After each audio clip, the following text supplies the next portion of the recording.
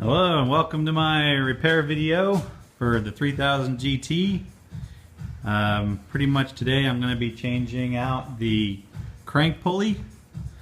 I'll show you over here what happened.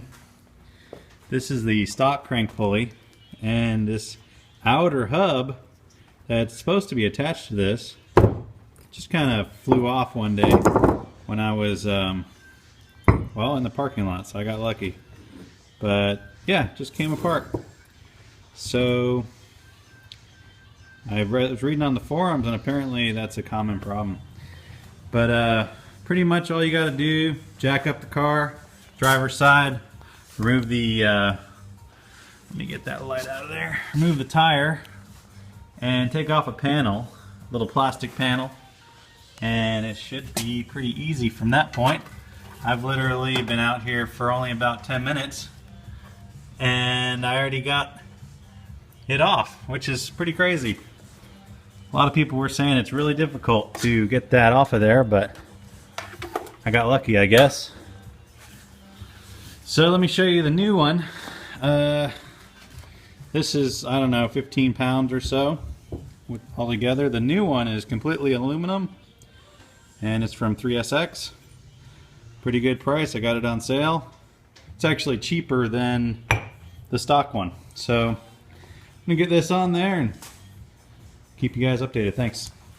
Okay, I forgot to mention one thing. There's a little knob right on the end of this here. I don't know if you can see it, this guy right here.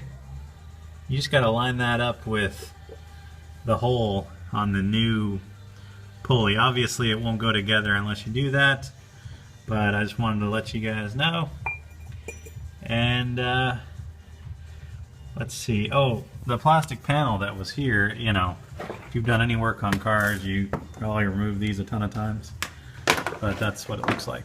Okay guys, well, we're underneath the car right now, so I think it was a good time to show you guys how to put the belts on. Basically, for your power steering belt here, there's two bolts up in this side here. It's 14 millimeter. Basically you want to loose the lower one so you got some good play, and then loosen the upper one. Those were pretty tight, but once you get those loose, this tension pulley here, it pretty much moves pretty freely. You can see that. So that'll help you get the belt on, and then you tighten it up and make sure it has good tension. So there's just two bolts there for that tension pull. There's a little fork up in the top of the idler, or I mean the tension pulley, and you can see it right there. That little fork. That's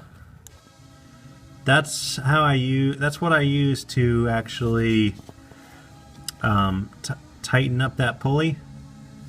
Basically, I did it from the top while I was tightening on the bottom. It was kind of funny looking, but it worked. What I used to do that was just basically a 1/2 inch drive.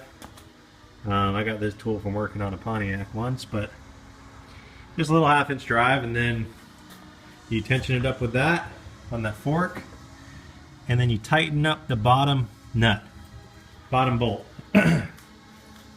Basically then you can tighten up the upper bolt after it's nice and secure. Basically you loosen it, and then there's a little nut on top here, right here, that moves this pulley up and down. And if you do end up taking this off, you'll see what I'm talking about. It's actually a nice mechanism for tightening the belt. So you loosen this just a little bit, and then you'll be able to move it with this one.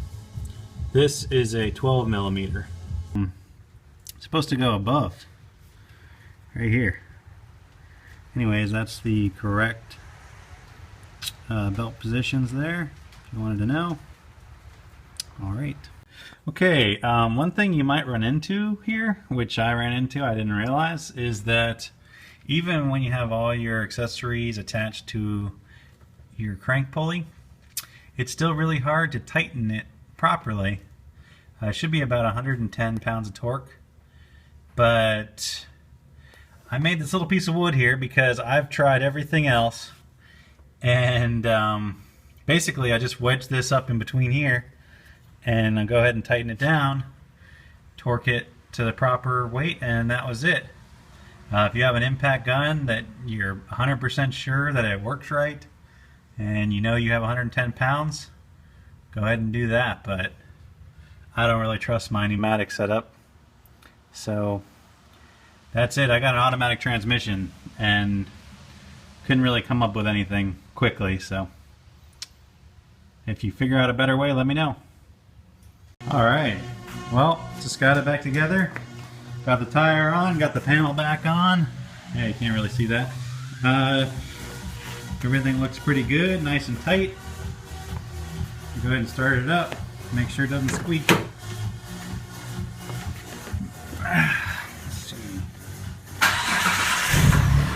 Oh yeah. Alright, well, thanks for watching my video. This is Kyle, the garage mechanic. Tune in next time. I'll teach you how to rebuild a window motor. Yeah, the window motor died, so I'm going to take it apart and figure it out. Have a great one.